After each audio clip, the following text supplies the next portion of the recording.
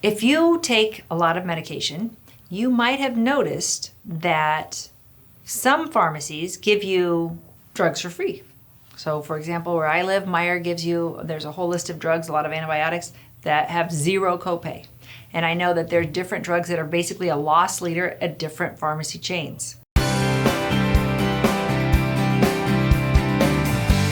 So people come to me all the time and they said, hey, I can get this drug for $0 if I go to Meijer, and I get this drug for only $1 if I go here, and this drug.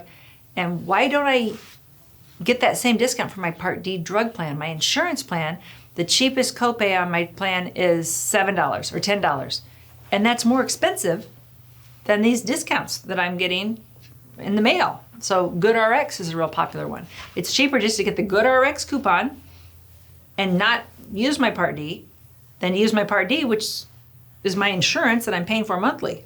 So you just got to understand, everything I said is true. If you're one of the people that said, I thought so, I thought there were things better than my insurance, you were right. If you're one of the people that haven't even questioned it and always assumed that you were getting the best price when you put out your drug card from your insurance company, then you learned something.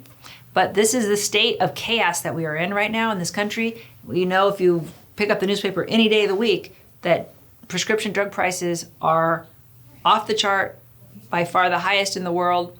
They are astronomical, out of reach of many people, and it's something that the government really has been vocal about tackling. Those of you that are on the front lines that need your drugs today, you need to understand pulling your drug card out of your pocket is just one of your options. Now, if you put it back in your pocket and you don't use it because you can get this drug for $1 with your GoodRx coupon, and versus $10 with a copay on your Part D. You have to remember, if you don't use Part D, then you're not accumulating all those costs towards the donut hole that will then push you out of the donut hole if something catastrophic would happen.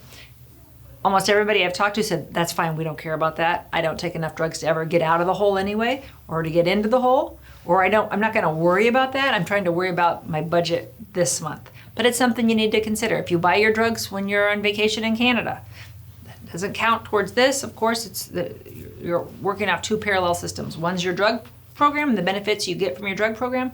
The other is you doing it off program. Ideally, in a world where I'm selling insurance plans to you, it'd be more simple, and I would just say, every time you go to the pharmacy, put down your drug card, and your pharmacist will tell you what tier drug it is and what your copay will be. That's not the world we live in.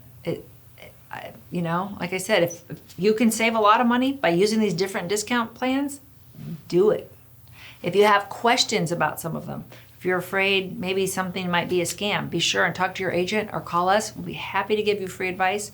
There are a lot of very reputable drug discount programs and pharmacy assistant programs directly from the drug makers that help people tremendously.